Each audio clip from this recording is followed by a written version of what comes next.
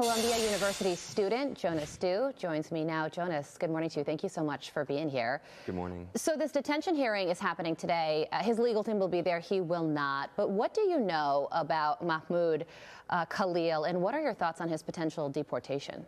So Mahmoud Khalil is an organizer and leader in one of the anti-Israel coalitions on campus called Columbia University Apartheid Divest.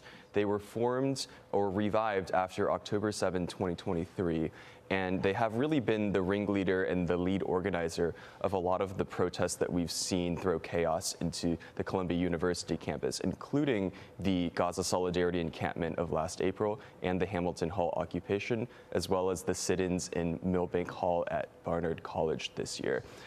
He was a lead negotiator during the encampment, meaning that he was negotiating between the protesters and the administration, trying to get the administration to divest from Israel.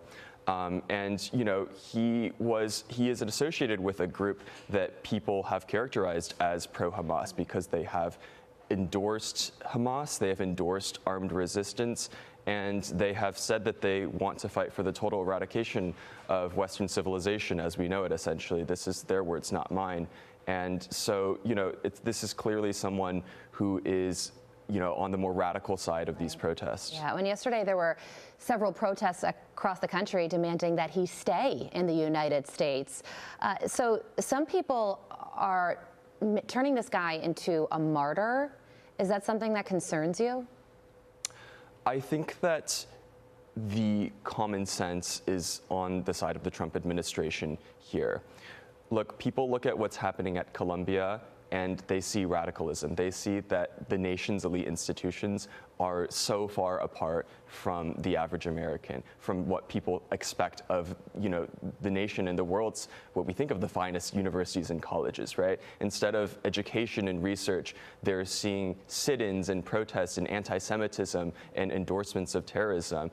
And so, look, it should be an honor and a privilege to come to the U.S. and study on a visa to get, you know, green card. And in order to do that, you should have to demonstrate some level of respect for our values, not endorse terrorism at a very baseline. And so I think that this case sends a strong signal to people that are looking to come to the U.S. Yeah, and the Trump administration just pulled $400 million in federal funding. How will that impact Columbia?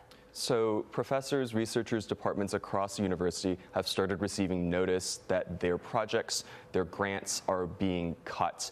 And they are starting to raise issues with the administration. So I do think that the strategy of just sort of blanket targeting Columbia with grants, although it's crude, although it affects researchers who sort of aren't involved with any of the protests or any of this stuff at all, it is causing them to pressure the administration to take a stronger stance against lawless protest. Jonas, thank you so much for joining us this morning, shedding light on the situation. We appreciate it. Thank you for having me.